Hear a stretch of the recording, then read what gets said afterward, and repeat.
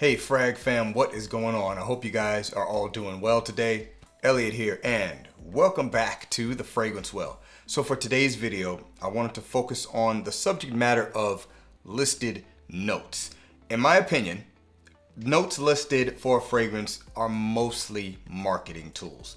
And the reason I say that is it generates interest into a fragrance, particularly with people who are a little more familiar of, notes in fragrances. It makes it a little bit more interesting to think about the scent, if you will. But I think a fatal flaw of some, not all, people in FragCom is they put a little too much trust in these notes. So I'm going to focus on that in today's video. And here's the thing, I'm not necessarily saying the notes are wrong. What I'm saying is it's better to probably trust your nose over what you see written down as notes. This can maybe even skew what you think you're smelling. I mean, look, our brains can sometimes be very influential with information like that. We can kind of self-fulfill the prophecy, if you will. If you see a fragrance that has this list of notes and you generate in your head what that might smell like, when you actually smell the fragrance, you might literally just be denying what your nose is telling you that you're smelling. And you're saying, well, I was gonna like those notes, so I smell these notes. And you're probably not smelling any of that at all. So what I'm gonna do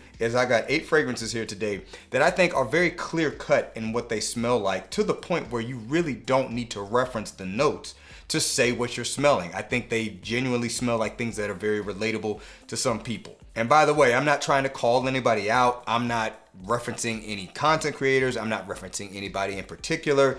This is just something I do think happens in FragCom, and frankly, it's something I kind of had to teach myself to stop doing. So I'm not holier than thou, if you will, when it comes to this subject matter. So let's see what we got here. We got 8 fragrances to kind of help reference this topic. Let's go ahead and get right into it. But before we do, as always, please remember to like the video, subscribe to the channel if you do like this content, and please hit that bell icon and enable notifications so you can be notified when I upload new videos. Let's get into it.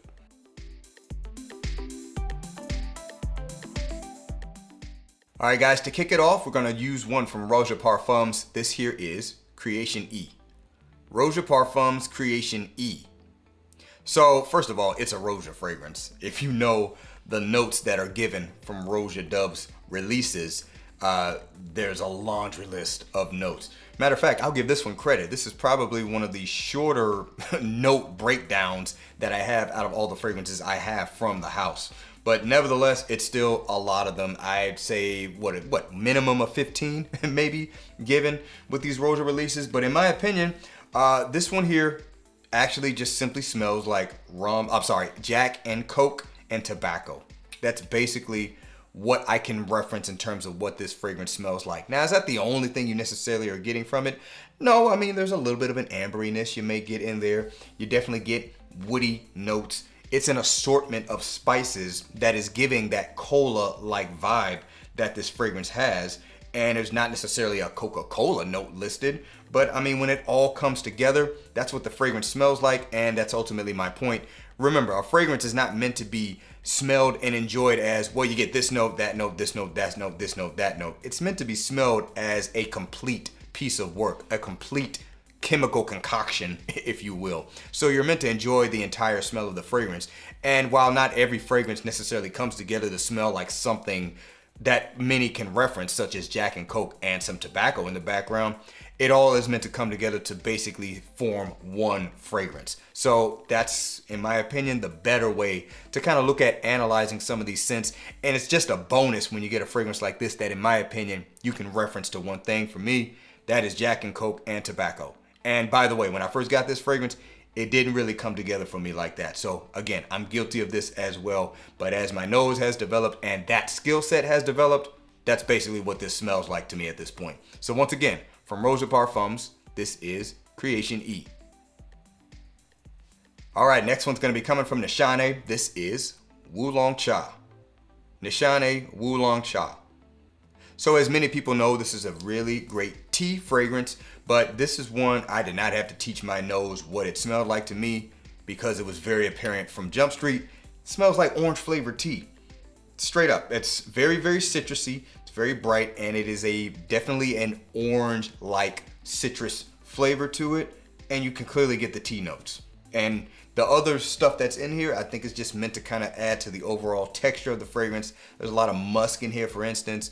musk is often used as a softener to a scent, and I think that has that effect here. It just adds to the calming, cooling nature of this fragrance. But it genuinely, to me, just smells like orange flavored tea, because the tea note listed here is oolong tea. If you've ever smelled oolong tea by itself, there's no orange or citrus notes whatsoever. It smells like earth. It is a very earthy, herbal tea. So that's why I said orange flavored tea. That's the orange characteristic of the scent, because you definitely are going to smell orange and mandarin-like notes with this fragrance. So once again, from Nishane, this here is Wulong Cha.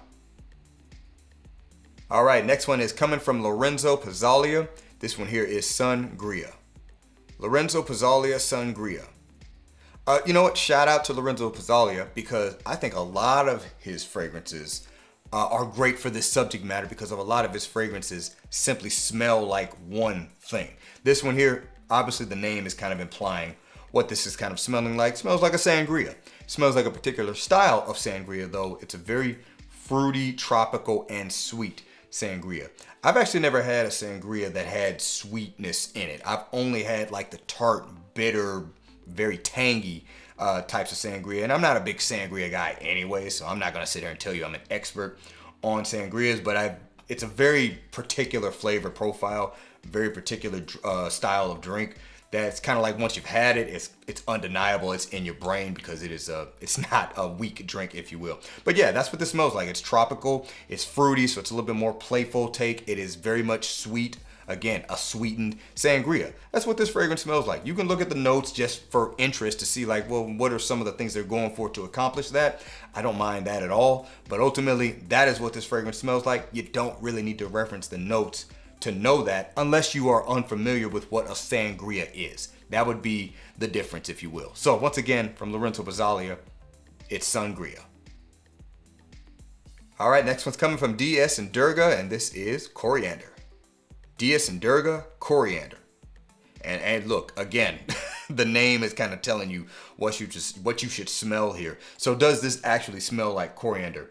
Yes, it does, 100%. But it does have some other elements too. I like to liken it to a spice garden in the middle of a field where there are pine trees, you know, somewhere in the background, and there's also some bodies of water, maybe some lakes around the area as well. That's what this fragrance smells like to me. It paints a picture in my mind. But when you smell it kind of right off the bat, if you smell coriander and then smell this fragrance right next to it, you're basically smelling coriander. So again, you don't really need to reference the list of notes for that. But it is interesting to see what else, you know, they are claiming they want you to kind of envision with this scent, with the note breakdown, to give you a fuller picture. Because I think if it just literally smelled like coriander spice and there was not some other kind of element to make the fragrance more complete, it actually might be kind of boring in that sense. And also, people would just say, well, I don't really feel like I'm wearing a fragrance. It feels like I just sprinkled coriander all over myself. So that's just my opinion on that. So once again, from DS and Durga, this is Coriander. All right, moving on. Next one is coming from Tom Ford. This is Bitter Peach. Tom Ford, Bitter Peach. And look, again, you smell this. It smells like boozy peach with sweetness. You could liken it to a peach cocktail or a peach spirit of some sort.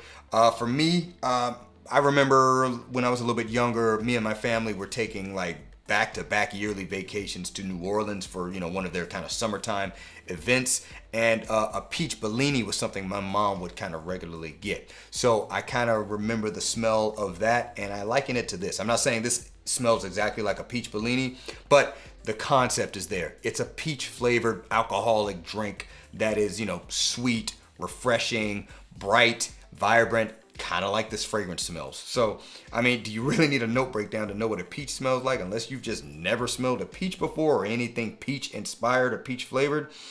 Maybe you do, but to me, this one is about as straightforward as it gets. It smells like peach with a little bit of boozy note, and it is definitely sweet. So once again, from Tom Ford, this is Bitter Peach. All right, guys, next one's gonna be coming from Orto Parisi, and this is Terroni. Come on, there we go. Orto Parisi, Terroni. And you know what, this is a special case here, because as you guys know, there are some fragrance houses as well as some fragrance lines that actually don't give you any notes whatsoever. So you do have to use your nose to kind of deduce what it is you're smelling. For me, this Smells like volcanic soil.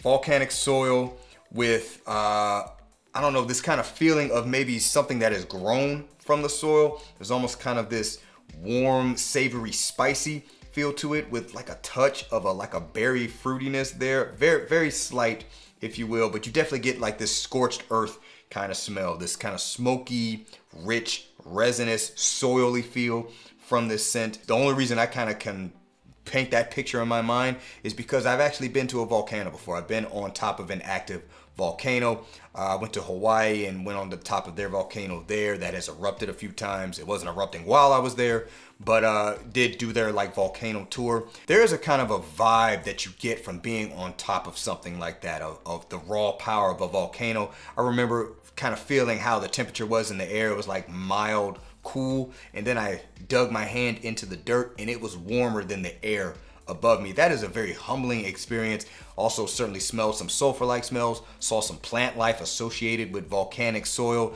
So that memory, if you will, is what actually shapes the picture of this fragrance in my mind. If you've never had that, you might not really be able to kind of deduce what you're smelling here. You might say it's smoky, it's a little bit resinous, it's woody, it's a little bit spicy as well. The reason I can paint the picture in my mind is because of that experience. So fragrances like ones from the house of Orto Parisi or Nasomato might be a little bit more difficult to kind of practice this concept because some of this stuff can be a little bit out there, if you will, but the concept remains the same. Trust your nose, just smell it and just try to put into words what it is you're smelling. It can be a very good exercise and can give you just another experience with fragrances in general that I think is very enjoyable. So once again, from Orto Parisi, this is Terroni.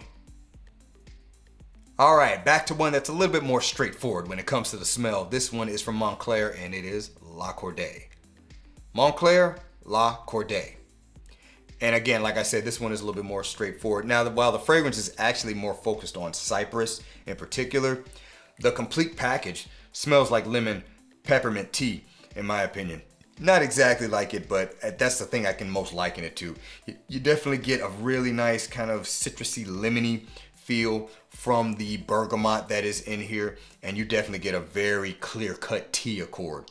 And also, the cypress nature of it is really more so apparent once the fragrance really dries down. It kind of has that herbaceous, green, woody feel to it. But stuff smells awesome, but overall, to me, it just smells like lemon peppermint tea, and I am here for it. Once again, from Montclair, this is La Cordee. All right, guys, final fragrance for this video is coming from By Kilian, and this is Intoxicated. By Kilian, Intoxicated. And let me tell you what this one smells like. Exactly what I got in my coffee mug right here. I got coffee, and I got cardamom, and I got a splash of honey. Yeah, this fragrance literally smells like cardamom coffee with a little bit of sugar in it. It's a little bit caramel-like, so kind of a burnt sugar vibe. But that's literally what this fragrance smells like. If you've ever smelled ground cardamom before, you get that right off rip with this. And then you got the earthy coffee notes. Obviously, definitely in fragrance form. If you smell real coffee that's in the form of a liquid, you're not really smelling coffee like that in fragrance form. I think it's kind of hard to capture that, but you can get coffee like, no, it's gonna be more like ground coffee, if you will. I don't know, if there's a fragrance out there that kind of captures the essence of coffee after it's brewed, let me know. In my opinion, most coffee fragrances don't quite do that. They smell like the beans or the ground up beans, which I'm not mad at, but just let me know if you think there's a fragrance out there that kind of does that.